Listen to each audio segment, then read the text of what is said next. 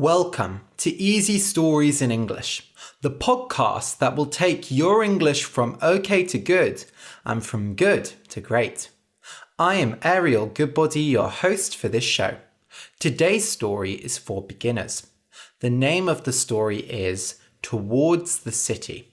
I'll just explain some words that are in today's story. Towards, T-O-W-R-A-D-S, means in the direction of. So maybe you are walking and you see a building far away and you walk towards it. When you get there, you have walked to it. Land, L-A-N-D, is the thing below you. So when you walk outside, you are walking on the land. You are not on the sea or in the air. Plants and trees grow on the land. Land can also mean country. For example, England is a land.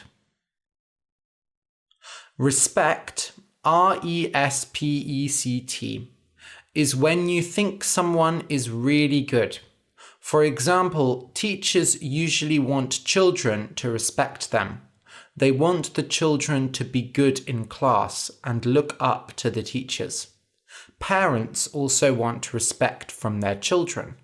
You might respect someone because they are very talented, or because they are a good person, or just because they are very strong. Someone who is blind, B-L-I-N-D, cannot see. Some people are blind from birth and never see the world. Some people become blind because of an accident or disease. Some people are partially blind and some people are fully blind. Blind people usually wear black glasses to show that they are blind, and some use sticks to walk around. You can also be colorblind, which is when you can't see certain colors. When you are confused, C-O-N-F-U-S-E-D, you are trying to understand something difficult, but you cannot. You feel very stupid and you don't know why. Maybe you are confused because someone is speaking English very fast to you, or maybe you are confused because you are studying a hard subject like physics. A straight, S-T-R-A-I-T, is a thin piece of water between two large pieces of water. So you basically have two lakes and a thin bit of water connecting them, and that is the strait. A thief, T-H-I-E-F, and the plural is thieves, is a person who steals. They might steal bread, money, or computers. Aladdin is a famous thief from fairy tales. Drunk, D-R-U-N-K, means you have drunk alcohol, like beer or wine, and you feel strange. Actually, most people like getting drunk. In the UK, beer and cider, which is made with apples, are two popular types of alcohol to get drunk. British people mostly like getting drunk very much. Personally, I drink very rarely because I don't like how you feel afterwards. Hungover, H-U-N-G-O-V-E-R, is how you feel after you get very drunk. So the day after you drink a lot of alcohol, you have a hangover. You are hungover. Basically, you are still a bit drunk and you can have a headache, dry mouth, a stomachache, and so on. There are many ways people try to cure a hangover, for example by eating greasy food. But really, you just have to go through feeling horrible for a day or two. Hopeless, H-O-P-E-L-E-S-S, means you have lost all hope. You might feel hopeless because you failed an exam or because a family member died. Hopeless can also mean you are really bad at doing something. For example, I am hopeless at sports. Okay, so listen and enjoy. Towards the city. Once upon a time in ancient Greece, there was a man called Byzas. Byzas was the son of Nisos, the king of Megara, a city in Greece. "My son," said King Nisos one day, "it is time for you to go out and make your way in the world. Find your own land and build a city there." "I will make you happy, father," said Byzas. So Byzas went out with his men and looked for land. But wherever they looked, there were problems. In the first place, there were thieves, men who stole from travelers. In the next place, there was bad weather, baking sun and ice-cold rain. That meant they could not plant food. In the third place, there were monsters that ate children alive. "I need help," said Byzas. "We have travelled for months and months, and we have found no place to build a city." So Byzas travelled to Delphi. There was the oracle of Apollo. The oracle of Apollo was a woman who spoke with the god Apollo and saw the future. She gave advice to men from all over Greece, and her advice was always good.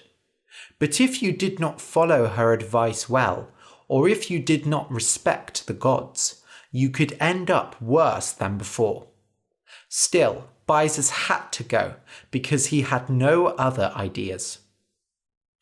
"O great oracle of Apollo, I have come all the way from Megara to speak to you.